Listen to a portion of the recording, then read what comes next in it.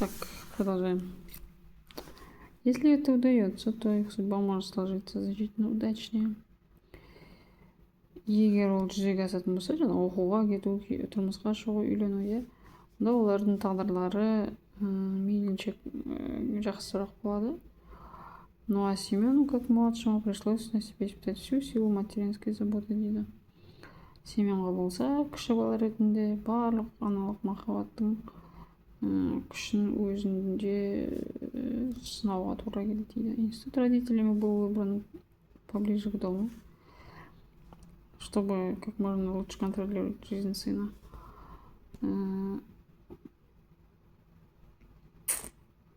Ата-аналар бала институт үйге жақын болсын деп таңдаған, баланы ол баласының өмірін бақылау үшін жақсырақ бақылау. Парень был умница, большая гордость для матери. Это еще больше привязывало ее к сыну. Бала керемет ақылды болған, мамасының мақтанышы. Бұл баланы одан самай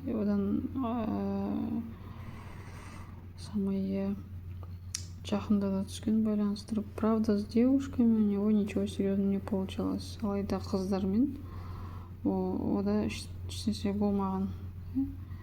Явно намечалась тяжелая судьба молодого человека из такого сильного влияния матери. Бұндай ананың әсер етуінен жас баланың, ер азаматтың ауыр тағдыры орын алатынына күмән болмаған. Мир любит Семена, дейді. Как и каждого человека, и идет ему навстречу, и видя другого выхода, старается разными способами освободить его из-под гнета матери. Әлем Семенді жақсы көреді, әрбір адамды секілді. Және оған алдынан басқа шешімді, басқа жолды көрсетпей, әртүрлі жолдармен оны анасының қысымынан босатуға жолдарды көрсетеді. Әйел анасы аурумен ауыра бастайды, сырқаттан. Бірақ дәрігерлер оны уақытында аман алып қалады.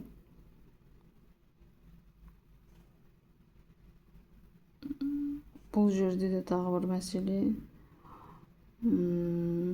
пациентті науқасты аман алып қала отырып жақсы нәрсе істеп жатыр ма дейді. Не понимаю истинной причины болезни. Аурудың нағыз себебін түсінбей отырып, әйелге оны түсіндірмей отырып, осылай әйел баласының қасында ұстауды жалғастыра береді, өзінің ауруынан сылтау қылып. Ол жаңағы анасына қамқор болуға мәжбүр. Осыдан және өзінің жеке өміріне оған мүлдем уақыты жоқ қалмайды. Дәрігерлердің арқасында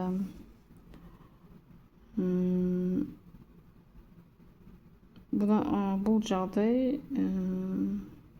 күрделене түседі. Шынымен де ондай разылық ниетпен тозаққа деген жол апарады деген рас екен дейді. Мир продолжает нас еще давать женщине знаки, дейді. Или отпусти сына, или уходи сама, дейді. Әлем әйелге белгілер бере бастайды да, балаңды жібер, немесе өзің кет деген. Женщина выбирает второе, әйел екіншіні таңдайды. Видя, что вскоре придется уйти, мать находит ему женщину и убеждает жениться на ней. Өзі кететінін біліп, анасы оған ол баласына әйел тауып береді, соған үйленуге мәжбүрлейді. Сендіреді. Когда ребенок в любом возрасте находится в психической зависимости от матери, ей легко управлять его жизнью, дейді. Кез келген жаста бала анасының психикалық байланысында зависимость деген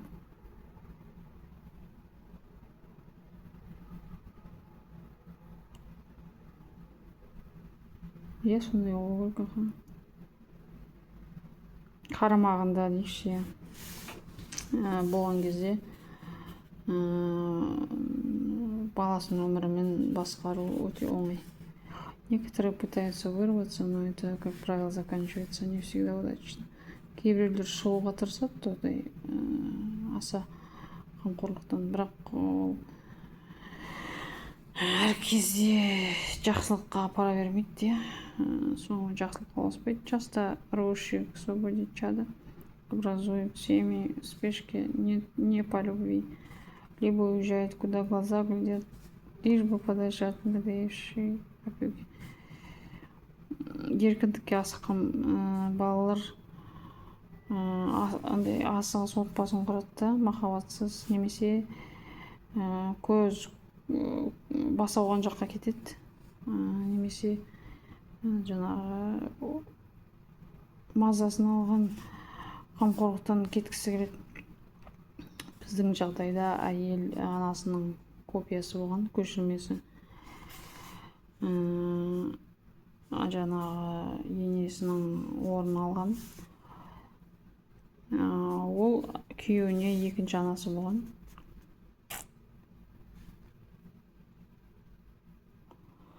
Сосын ол таңғалған, мамасы кеткен кезде көбінесе күннен күнге ол жаңағы енесіне түрі, ойы, сөйлеуі ұқсаған. Такое происходит нередко, когда ушедшая в иной мир душа активно взаимодействует с оставшейся на земле и через нее продолжает действовать в этом мире, дейді. Бұндай болады, дейді, сирек болады, жиі түрде болады. Қайтыс болған жан белсенді түрде жерде қалған адам арқылы әсер етуін тоқтатпайды. Естественно, что отношения в этой семье также были соответствующие. Любви не было и детей, дейді. Бог не дал, дейді.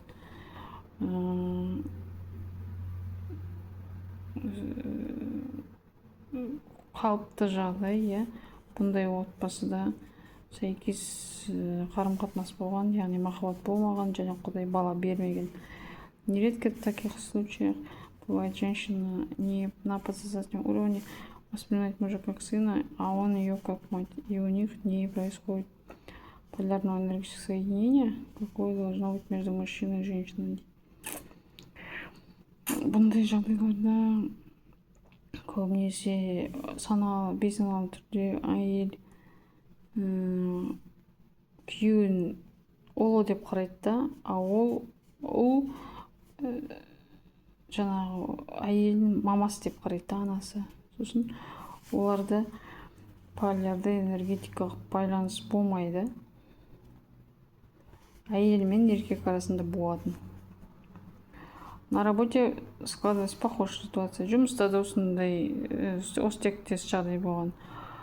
Над ним появилась начальница, также взявшая его под свою опеку и которая решила использовать в качестве карманного мужчины, дейді.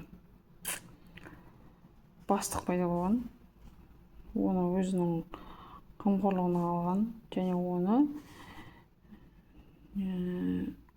карманного мужчина, қалталы еркек ретінде қолданатын. И Семен никак не мог вырваться из круга мамочек, дейді. Және Семен осындай шеңберден, аналар шеңберінен қалыптасқан, еш шыға алмаған, дейді. Но молодость и природный инстинкт сделали свое дело. Он встретил девушку, с которой ощутил чувства совершенно иные, дейді. Жастық пен табиғи түйсіктер өзінің жұмысын жасап, ол басқаша сезімдерге бөлейтін қызды кездестірген. Олар кездесе бастаған, оның ер азаматтық қасиеттері пайда бола бастаған, ояна бастаған.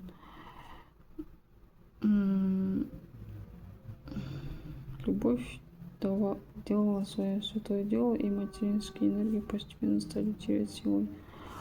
Махаббат өзінің жұмысын жасап, аналық қуаттар өз күшін жоя бастаған жігіт жұмысын ауыстырып, ода шығармашылық өсу болған, таланты дарындылығы артып басшы болған, және ол жоғары биікке өскен. Сөйтіп ол есейген соншалық ол өзінің ана әйелімен алдыңғы ажырасып, өмірі жаңа бояуларға бөленген, яғни толған.